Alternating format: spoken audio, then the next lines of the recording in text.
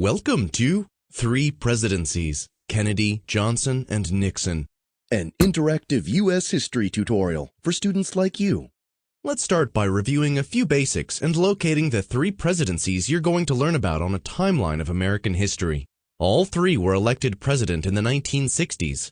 After winning the election of 1960, Kennedy served from 1961 to his death in 1963.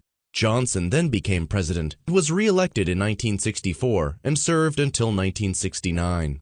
Nixon, having won the election of 1968, served until his resignation in 1974. So between the three of them, these presidencies span 13 years of American history. Let's put these three presidents in an even larger context. Before Kennedy took office, Dwight D. Eisenhower had served as president since 1953, and after Nixon, President Gerald Ford served until 1977. One event spanned all five of these presidencies: America's involvement in the Civil War in Vietnam, which can be roughly dated from 1955 to 1975. The war began as another Cold War-era conflict that Americans generally supported. But as it went on, and tens of thousands of Americans and hundreds of thousands of Vietnamese died, many Americans turned against the war, even protesting it and defying their government. American presidents have two very important jobs. They must manage the United States' foreign policy, its relationships and conflicts outside the nation, but they must also craft a domestic policy for American citizens that include economic issues, social programs, and civil rights. The word domestic means at home. Vietnam was a foreign policy issue because it concerned an international conflict outside America's borders. The Vietnam War is a complicated topic, and other tutorials in this series will cover that conflict and the foreign policies of these presidents in more detail. This tutorial will focus mostly on the domestic policy agendas of these three presidents, how they attempted to make life better for American citizens at home. Domestic policy and foreign policy don't always fit neatly into separate categories. As you'll learn, sometimes each winds up affecting and influencing the other. John F. Kennedy, or JFK as he was known, was elected president in 1960. He was a Democrat. He was 43, the youngest president ever elected. Kennedy would bring to the White House youth, energy, and more than a little star power. He came from a wealthy, famous family, and he had a beautiful wife and young children when he took office. His Republican opponent for the presidency in 1960, Vice President Richard Nixon, may have lacked Kennedy's glamour, but he was an accomplished and experienced politician. When the votes were counted in 1960, Kennedy narrowly won. It was the closest election in over 70 years. Although no one quite realized at the time, the 1960s would be an era of great change and transformation, and youth culture would rise to the forefront like never before. Kennedy's election, which seemed to represent a fresh start to a new era, symbolized this for many Americans. JFK's inaugural speech, delivered the day he took office, is one of the most famous and inspiring in American history. In it, the president called on Americans and the world to a new kind of service. John F. Kennedy's time in office was brief, less than 3 years. Still, President Kennedy did have some success with his domestic agenda, which he called the New Frontier. In 1961, Kennedy created the Peace Corps, an organization that sent volunteers overseas to provide education and health services to developing areas around the world. Within 2 years, more than 7,000 volunteers, most of them young college graduates, served in 44 countries around the world. The organization is still active today. Kennedy also accelerated the nation's space program, promising to land an American on the moon by the end of the decade. The Kennedy administration increased the minimum wage, increased Social Security benefits, and invested money in urban renewal, the revitalization of big cities. These were all issues typically important to Democratic presidents. When it came to civil rights, Kennedy was somewhat cautious.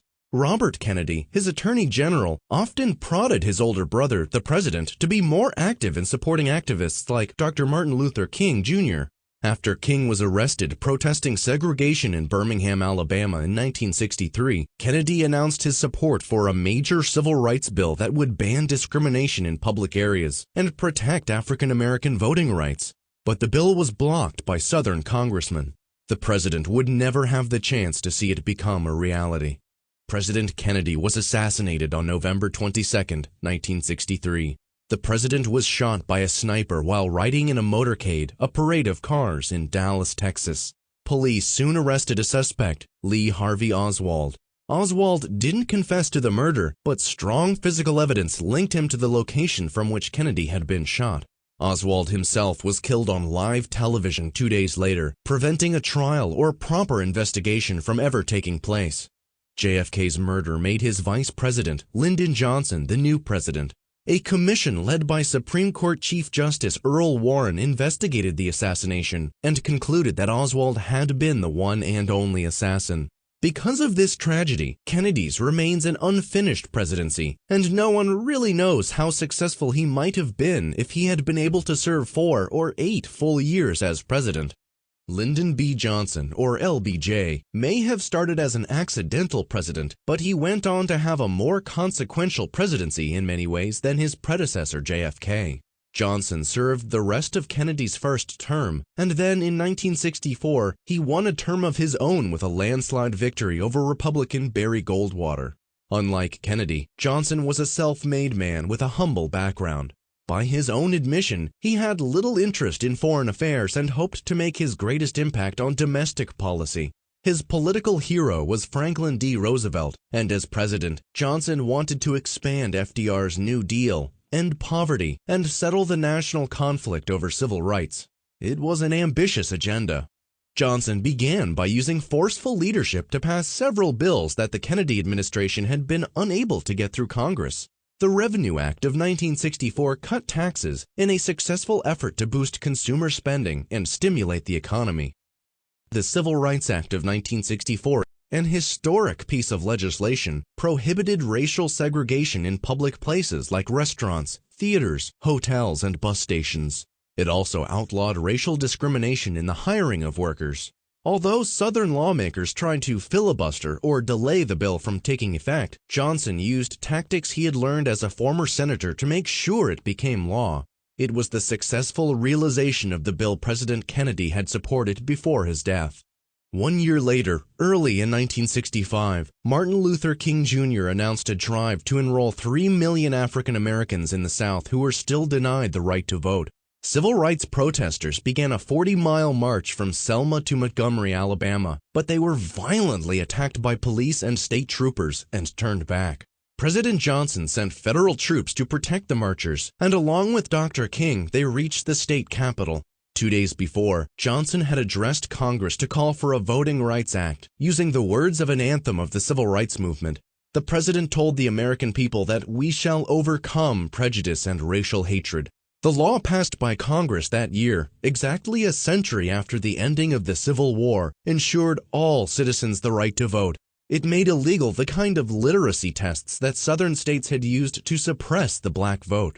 And it gave the Attorney General the authority to send federal examiners to monitor suspicious elections. By the end of the year, 250,000 new African Americans became registered voters because of the law. In his first State of the Union address, Johnson informed the public that about 20% of Americans were living below the poverty line. Many Americans live on the outskirts of hope, he said, some because of their poverty, and some because of their color, and all too many because of both. This administration today, here and now, declares unconditional war on poverty in America.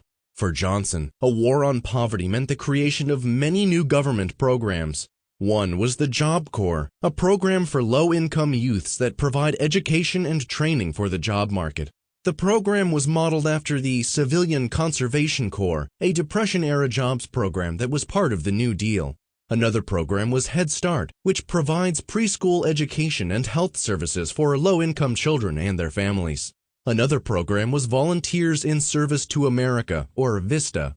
Like a domestic version of the Peace Corps, VISTA sent volunteers on a 1-year term of service in their own country, helping low-income Americans with education and training. All 3 programs, Job Corps, Head Start, and VISTA, are still active today. Under President Johnson's leadership, Congress passed more landmark legislation than it had since the time of the New Deal. Johnson named his domestic agenda the Great Society and called for abundance and liberty for all, an end to poverty and racial injustice. Johnson and other Democrats had long wanted to provide older Americans with government-paid medical insurance. In 1965, Johnson convinced Republicans and the American Medical Association to support the new program called Medicare. This expansion of Social Security paid hospital insurance, doctor's bills, and drug costs for seniors over age 65. A related program called Medicaid went even further, giving federal money to the states to pay for the medical bills of low-income Americans. Both programs remain strong today as vital parts of the safety net the U.S. guarantees to the elderly and the poor. The Great Society left few aspects of American life untouched. Programs spent federal money on education, public housing, college scholarships, public broadcasting, consumer protection, highway safety, and cleaner air and water. Johnson also signed into law a new Immigration Act in 1965. It abolished the quotas or specific numbers that had determined how many people from each nation could legally immigrate to the U.S. The new law treated all races and nationalities equally. It was especially designed to encourage immigration from Asia and Latin America, which it did. In March 1968, the year Lyndon Johnson was expected to run for a second full term, he made a stunning announcement to the nation. "I shall not seek, and I will not accept the nomination of my party for another term as your president." What had happened? Why did LBJ, who had accomplished so much, walk away from the presidency? The answer lay halfway across the world in Vietnam. Johnson always considered himself a domestic policy president, but foreign policy became his downfall. Johnson heavily escalated America's involvement in the Vietnam War after the Gulf of Tonkin incident in 1964. In 1963, when he became president, about 16,000 Americans were stationed in Vietnam. In 1968, when he announced he would not run again, more than 500,000 Americans served there. More than 16,000 Americans would die in Vietnam that year alone. Vietnam soon became a quagmire or disaster, with Johnson's administration concluding internally that they saw no prospect for a military victory. But Johnson and various commanders had been telling the public the war was going well. After the Tet Offensive in 1968, when the Viet Cong staged ferocious attacks across South Vietnam, Johnson's spin was exposed. The public now perceived a credibility gap between what the president said and the reality of war. Johnson's popularity dropped, young people turned against him, and other Democrats, including Robert Kennedy, were preparing to challenge him for the nomination. Vietnam came to overshadow Johnson's Great Society. In 1968, the U.S. spent more than $300,000 on every communist killed in Vietnam. But domestic poverty programs at home received only about $50 per person. Discouraged and depressed, Johnson decided not to run again. The winner of the 1968 election was Richard M. Nixon, a Republican, who staged a remarkable political comeback after his loss to Kennedy 8 years prior. Nixon defeated Johnson's Vice President Hubert Humphrey. Robert Kennedy, who was favored to be the Democratic nominee, had been cut down by an assassin's bullet that summer. 2 months earlier, Martin Luther King Jr. had been assassinated. Nixon ran as the candidate of Middle America. 1968 had been one of the most turbulent years in American history. Racial violence erupted in American cities and youth protested the war in Vietnam. So Nixon's campaign promised stability, law, and order to what he called the silent majority of Americans disturbed and fed up by the changes they saw. Nixon promised peace at home and peace with honor in Vietnam. In July of 1969, the year Nixon was inaugurated, the Apollo 11 mission successfully landed 2 Americans, Neil Armstrong and Buzz Aldrin, on the surface of the moon. It was the realization of John F. Kennedy's promise at the beginning of the 1960s, and one of the proudest accomplishments in American history. Richard Nixon talked live to the astronauts from the Oval Office during what he called the most historic telephone call ever made. As a Republican, Richard Nixon was naturally more conservative than Presidents Kennedy and Johnson had been. Nixon's domestic policy philosophy was to start resources and power flowing back from Washington to the states and to the people. In his words, Nixon sometimes called this plan New Federalism. But in fundamental ways, the Nixon administration, working with a Democratic Congress, continued and even expanded upon the programs of the New Deal and the Great Society.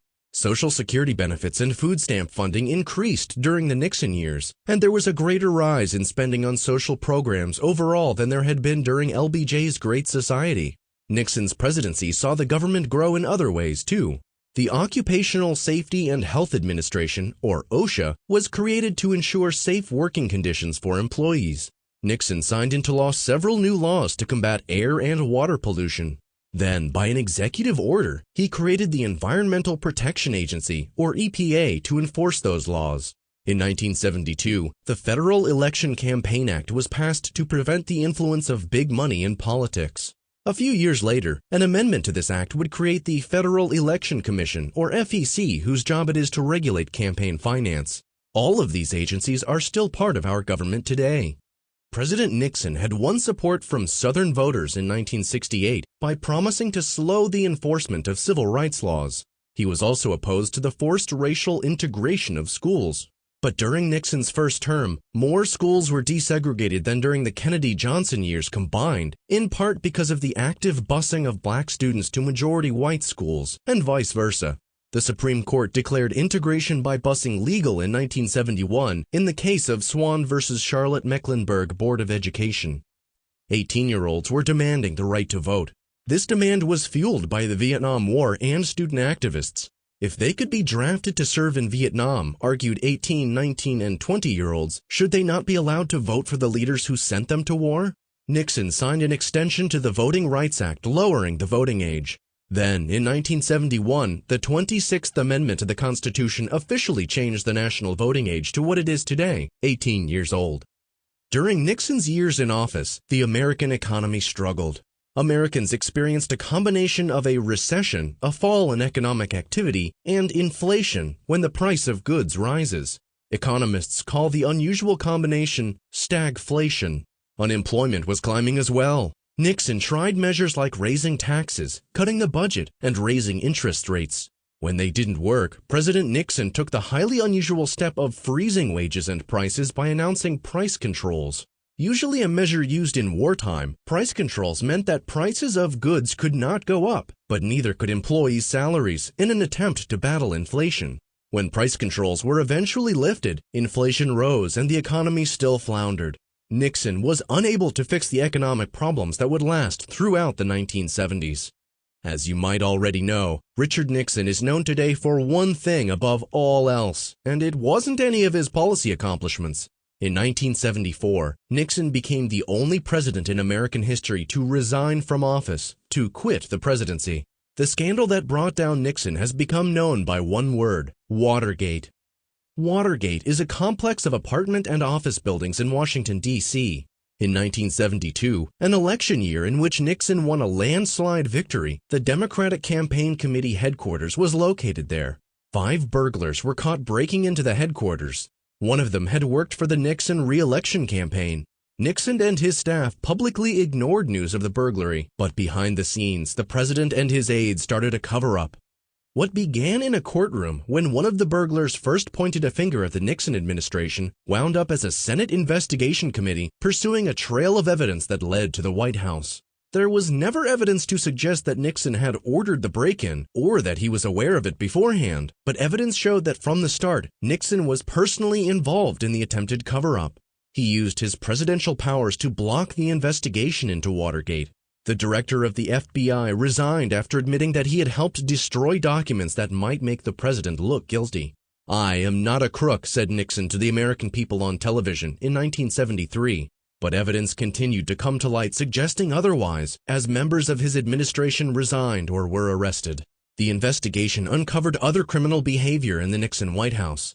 The president had ordered the harassment and illegal telephone taps of journalists and others that Nixon considered enemies. A showdown between the president and the Senate led to the climax of the Watergate scandal. Richard Nixon, as it turned out, had audio-taped most of his White House conversations, including those about the burglary and cover-up. The Senate committee investigating Watergate requested these tapes and other documents as evidence. Nixon refused. It was, he said, executive privilege to keep the operations of the presidency a secret. A special prosecutor took the president to court to obtain the tapes. Nixon had him fired. Nonetheless, in 1974, the Supreme Court ruled unanimously that the tapes must be surrendered in the famous decision United States versus Nixon. By this time, many newspapers and congressmen were calling for Nixon's impeachment and removal from office. His public approval rating plunged to 17%.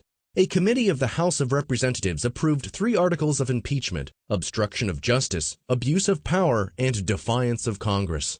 But before the House could vote to impeach him, Richard Nixon resigned from office on August 9, 1974. He did so, he said, for the good of the country. Nixon's resignation made Vice President Gerald Ford the new president. A month later, President Ford pardoned Richard Nixon for any crimes he may have committed, a controversial act which caused his own credibility with the public to plummet. The Watergate crisis, along with the failure in the Vietnam War, made the 1970s a cynical time for America. The credibility gap that had cost Lyndon Johnson his trust with the public widened into a vast gulf under Richard Nixon. Americans found it increasingly difficult to have faith in leaders who had clearly betrayed the public trust.